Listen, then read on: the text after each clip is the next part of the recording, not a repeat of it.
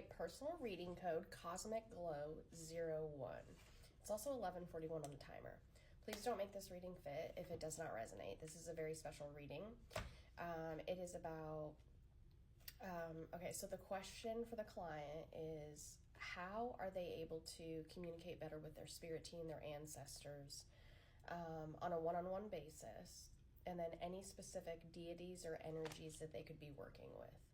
So I am going to pull some cards from the Shaman's Oracle deck, but before I even started this reading, I was called to pull out some items for your reading. I was very much called to do so. Number one, if you have not looked up your life path number, your master number, and your destiny number, you can get on AI and figure out how to do this. It's very, very easy. It takes your full name, and you can do this if you've ever been married with your maiden name and your married name, either way. It is a equation. It's a mathematical equation that you can figure out with the letters that correspond to your name. I'm going to suggest that you do this. If you'd like, I can help you with this. I can calculate it for you and tell you what your life path number is, your master number, and your destiny number. Those numbers are going to tell you a lot. For example, if your master number comes up and your life path number comes up with like an 11 or a 9, it's a very strong indicator. It's a very strong indicator that you could be kind of on that shaman's pathway, kind of where you're leading people in the future. So again, message me and I can help you with this. Again, it's life path number, master number, destiny number, and you can literally type into AI how to calculate it. But so anyways, I was called to tell you that before the reading started, but I was also called to pull out my star maps, which I typically don't do. I haven't pulled them out in like a year. But there was a reason that I chose CosmicGlow01 for your personal reading code. Again, please don't make this reading fit if it does not resonate. So more specifically, I was also called to pull out this book, and it's about a Buddha and his enlightenment journey. And it took me to page 69, 11:44 on the timer. You have a lot of interesting synchronicities here. And the passage that I was called to read was talking about Siddhartha trying to figure out like who to listen to and follow his heart when it came to taking advice on his enlightenment journey. But what stuck out was fish, and fish kept popping up when I was called to pull the star map for your reading. So I have a sky atlas, and it literally tells you like all the stars in the sky. But fish came up multiple times in here. So obviously we know fish for Pisces, but it also comes up as, hold on. I saw it earlier. It like piqued my interest.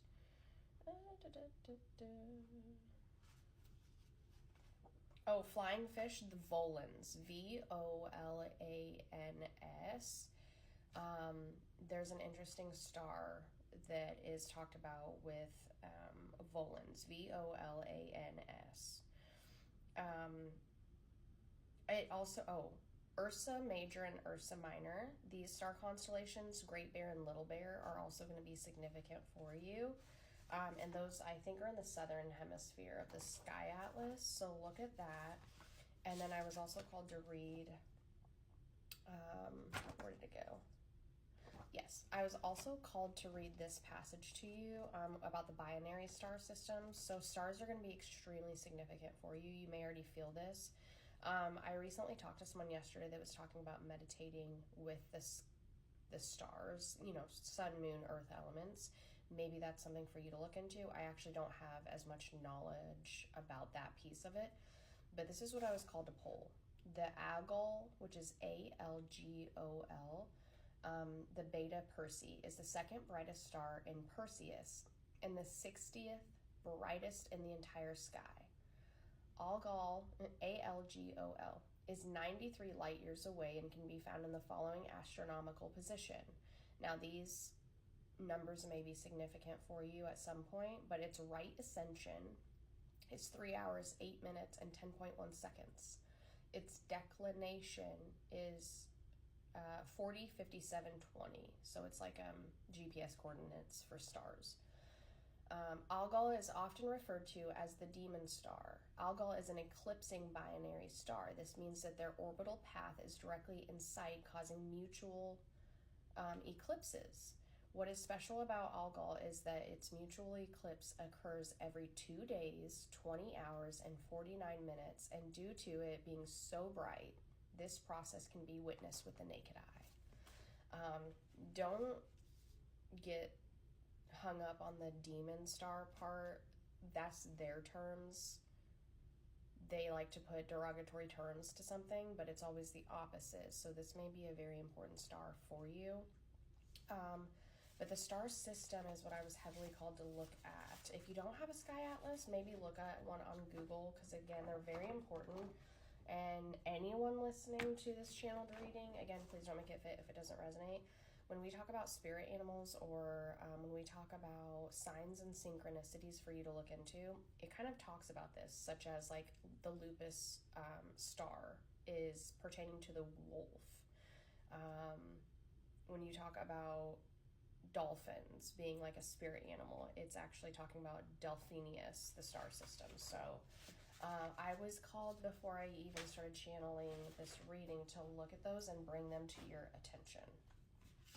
All right, so let's see what we can pull from the Shaman's Oracle deck. So what I would suggest is meditating and grounding more frequently. I always say 10 minutes a day, but you may be called, if your climate allows for it, to meditate at night with, for even 10 minutes daily, while looking at the stars, doing breath work, and looking at the moon.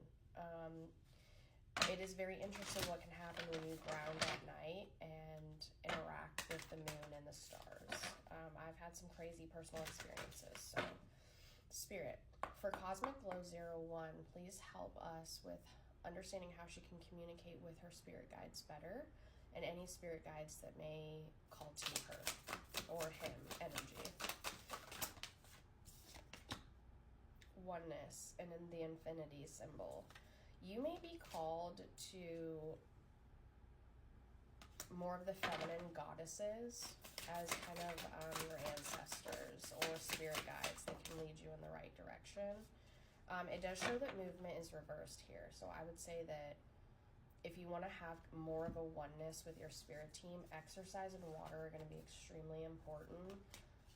It's the energy movement within the body. It also helps clear the chakras so that your channel comes through more clearly for your spirit team. Channeling within water. Water is going to be very important for you. So that means like hands in the water. Whether you're doing dishes frequently, that's when you're going to start channeling. Don't block out the thoughts that come through. It could be your spirit team. But submerging your body in water, whether that's a pool, an ocean, a lake, a river, or taking more baths. Light a candle when you do it. The song that just came up. Light a candle, turn all the lights down low. Yeah, balance. Rocks are on this card. You may need crystals. Meditate with crystals. So when you are doing your breath work, especially at night. I was also called to tell you about moon water. I think I've brought this up on the channel before, but if you have a blue decanter, any blue stained glass that you can put water in, put it outside under the light of the moon, leave it for the night, drink it the next day with intention. Your ancestors may speak to you. There's something here about the water element for you. That is like very, very, very important. And Athena is going to be very relevant for you. So look into things with Athena when you're talking about how you can get more in contact with your spirit guides. But the moon water is going to be extremely specific for you. Meditate with intention while you're taking a bath, which spiritual baths are very important, but you're going to want to do more of this. So you're going to want to almost like ground and meditate when you're submerged in water. So this is your daily showers, maybe taking like 2 baths a week if possible, if you have a bathtub. But the water element is going to be very important for you. So Spirit, please tell us what creature here in mythology is a good spirit team ancestor for